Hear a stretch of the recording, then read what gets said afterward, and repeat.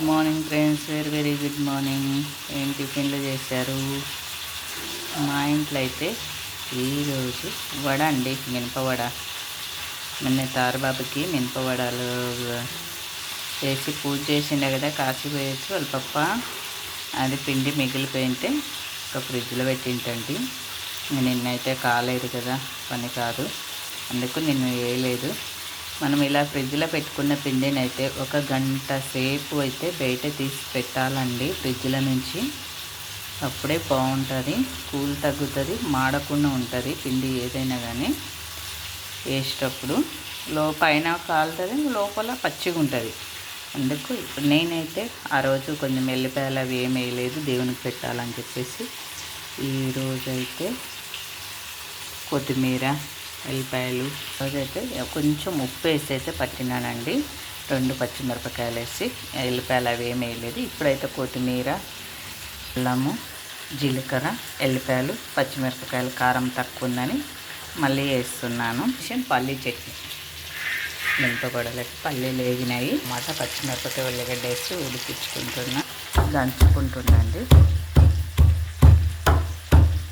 మనకి ఇలాంటి రోళ్ళు ఉంటే చాలా ఉపయోగపడుతుంది అండి. ఇంకా ప్రతి ఒక్కటి ఇట్లా ఉండాలనుకుంటున్నాను నేనైతే. చాలా ఉపయోగపడతాయి ఇట్లా చిన్న చిన్న దాంట్లకి మిక్సీలు వేయడము, మెత్తగా పట్టుకోవడం కంటే ఇలా దంచుకునేదానికి చాలా ఉపయోగపడుతుంది.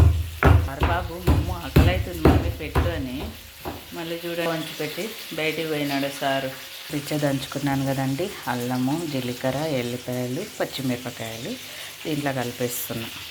మీ ఇంట్లో ఏమేమి టిఫిన్ చేశారో కామెంట్ బాక్స్లో కామెంట్ చేయండి, సబ్స్క్రైబ్ చేసుకోండి ఫ్రెండ్స్.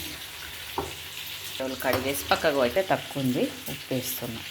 బాగా కలుపుకోవాలండి, బీట్ చేయాలి, బాగా పొంగుతుంది, బబుల్స్ వచ్చేలాగా బీట్ చేయాలి బాగా. ఇలాగా సెల్లు పట్టుకొని అయితే చేయడానికి రాదు, నేను చేసినాక చూపిస్తాను, ఓకేనా.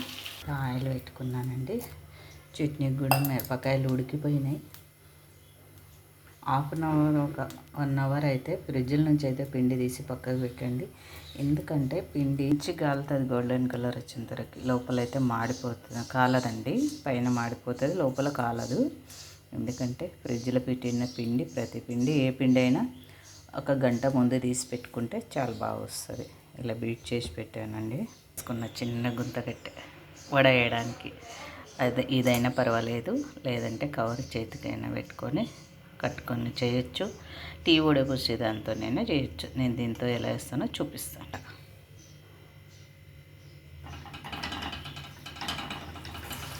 అలా ఇలా వదులుకోవడం అంతే, బాగా వస్తాయండి ఒకటే సైజు.